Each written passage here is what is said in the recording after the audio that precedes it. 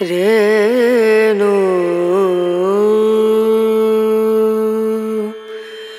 রনা রনা।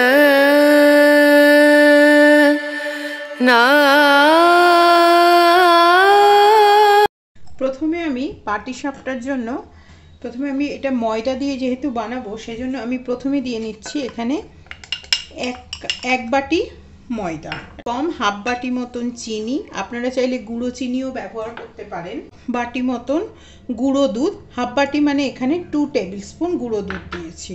এরপরে দিচ্ছি আমি 1 পিঞ্চ খাবার সোডা আর 1 পিঞ্চ সল্ট। সবসময় যে কোনো মিষ্টি জাতীয় খাবারের যখনই আপনারা বানাবেন তখনই আপনারা একটু মানে যদি নুন দিয়ে দেন তাহলে কি হবে, খাবারের যে টেস্টটা একটু ব্যালেন্স হবে। প্রথমে আমি গুঁড়ো ইনগ্রিডিয়েন্টসগুলো মিলিয়ে নিলাম। এরপরে আমি দিচ্ছি কিছুটা আমের পাল্প। যেহেতু এটা আমি বানাচ্ছি অনলি 2 স্পুন দিলাম, যেহেতু আমি এখানে বানাচ্ছি আমের পাটিসাপটা সেজন্য আমি এটা দিলাম। এটা মোটামুটি একটু মিশিয়ে নেবার পরে এরপরে আমি দিচ্ছি এর মধ্যে কিছুটা লিকুইড দুধ।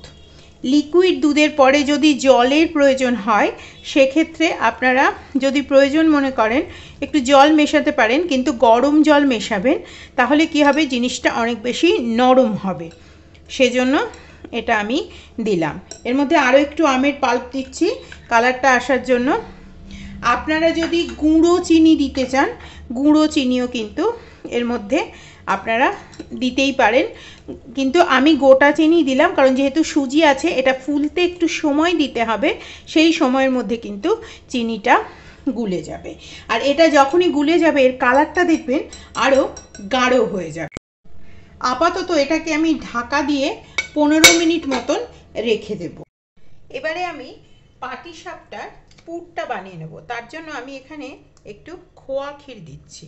দেখুন এখানে এগুলো বাজারে কিনতে পাওয়া যায়, আমি কিন্তু একদম কেনা খোয়া ক্ষীর দিচ্ছি। খোয়া ক্ষীরের রেসিপি আমার চ্যানেলে দেয়া আছে, বিভিন্ন যখন পিঠে টিঠে বানিয়েছি তার সাথে আমি একটা রেসিপির লিঙ্ক আপনাদেরকে দিয়ে দেবো।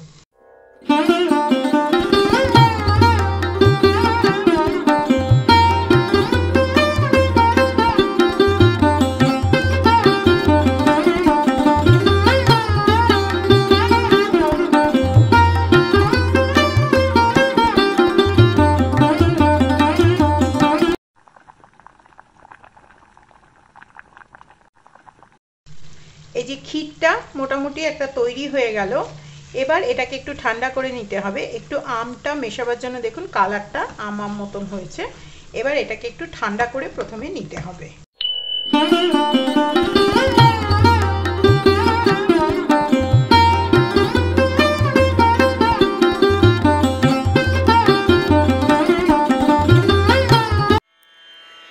রেণু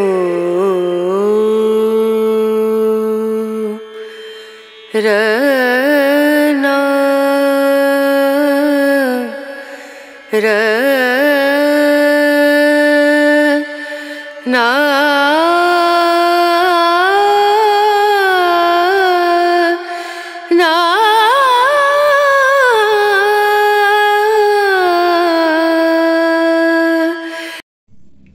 ব্যাস তৈরি হয়ে গেল প্রত্যেকটা সুন্দর পিঠে।